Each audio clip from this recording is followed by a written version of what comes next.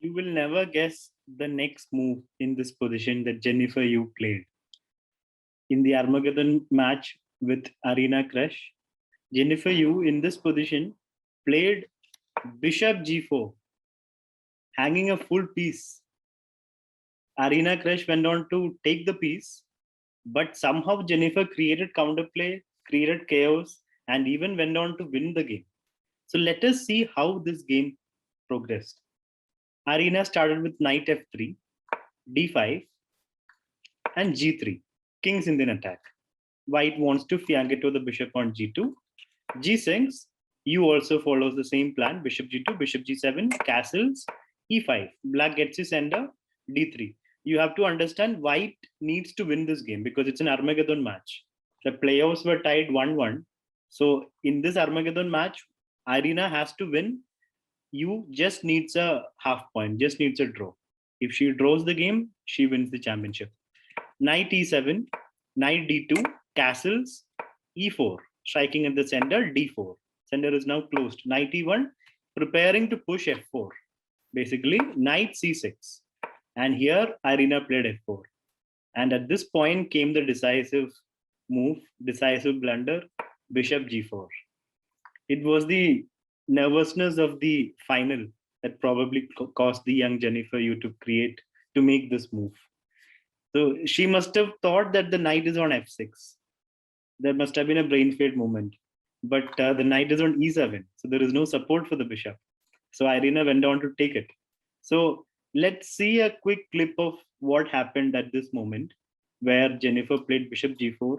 She even tried to take back the move, but she had already left the hand of the piece. So she had to play it.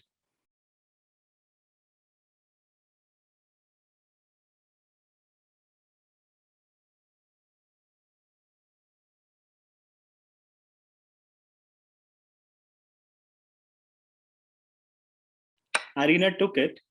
Now Jennifer has to create chaos. That's the only solution because she's down a full piece with zero compensation. f5, queen goes back, queen d7, knight f3, rook e8, takes, takes, takes, and takes. For Irina, the plan is just to exchange of pieces. She's up a piece, so she can win just by exchanging of pieces. Takes, takes, knight e4, and pawn b6, trying to create a nice pawn chain. Rook f2, rook e7, and rook f1. So you cannot allow the exchange of rooks, right? So she had to double on the e file. So now bishop h3, trying to exchange of one more pair of pieces. Also, there's a pin on the knight. So potentially there could be a lot of exchanges here. And here came rook f7. So this was a big moment of the game because Irina, as she's up a piece, could just play bishop takes knight. Of course, you, Jennifer, wouldn't want to play rook takes back because that would lead to exchange of one more pair of rooks. If she takes pawn takes, there are two good options here for Irina. She could play rook takes even. It looks like we're blundering a piece, but we're not. After rook takes, there is queen g4. And you exchange of everything and you're up a piece and you win. The other option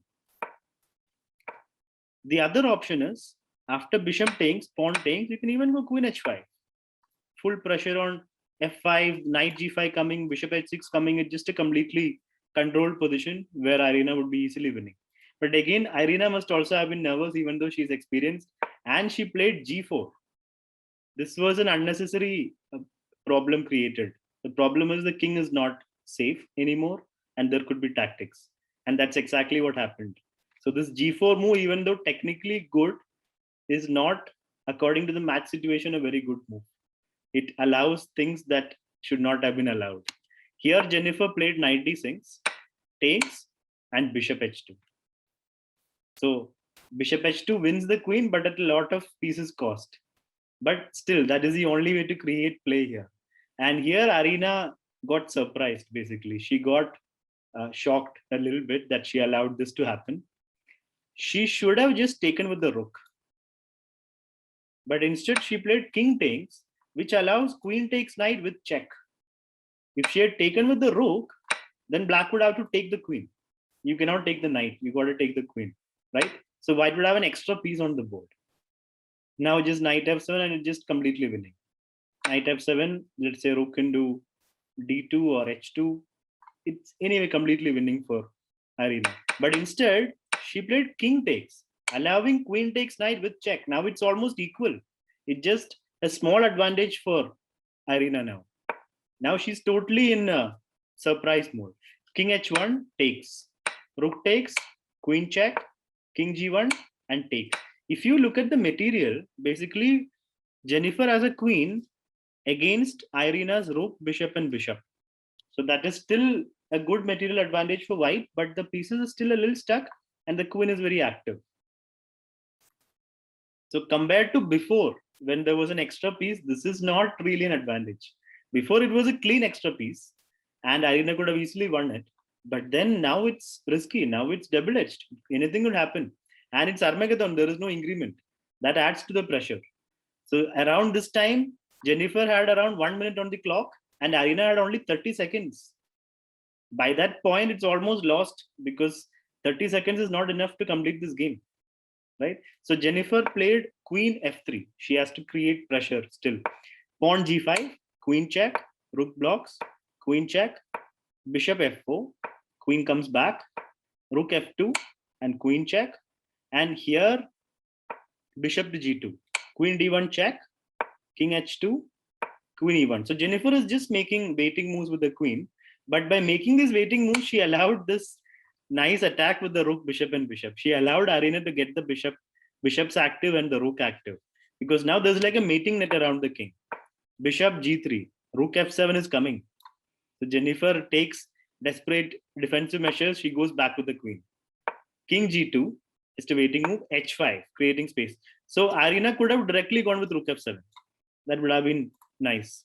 Actually, here after rook f7, let's say king h8, there is rook f8. Queen takes and bishop e5. A simple win, right? The bishop just clean up everything. This was possible, but it's not easy when you have just few seconds on the clock. So king g2, h5, rook check, and here king h8 and king f1 was played. Irina just wanted to just make normal moves, just waiting moves. She's already way low on time. And now queen e3 comes back. Rook f8, king g7. Rook f7, king h8. Remember, white cannot repeat because black just needs a draw. And bishop f2. Now it's the time for Jennifer to give the checks. Check, check. Queen takes pawn. Bishop e4, queen g4, bishop f2, queen check, king g2, queen g4. Here, Irina actually played king g1, an illegal move. By this point, it doesn't matter because Irina just had 2 seconds on the clock. So she's already in like panic mode, like frustration mode, and she's in a dazed situation where things have slipped out of hand from a winning position. King g1 was played, so that meant that Jennifer got 2 minutes added to her clock. But the time does not matter anymore. She played king h2 afterwards, after the illegal. And now king g8, rook goes back, h4, and here Irina ran out of time.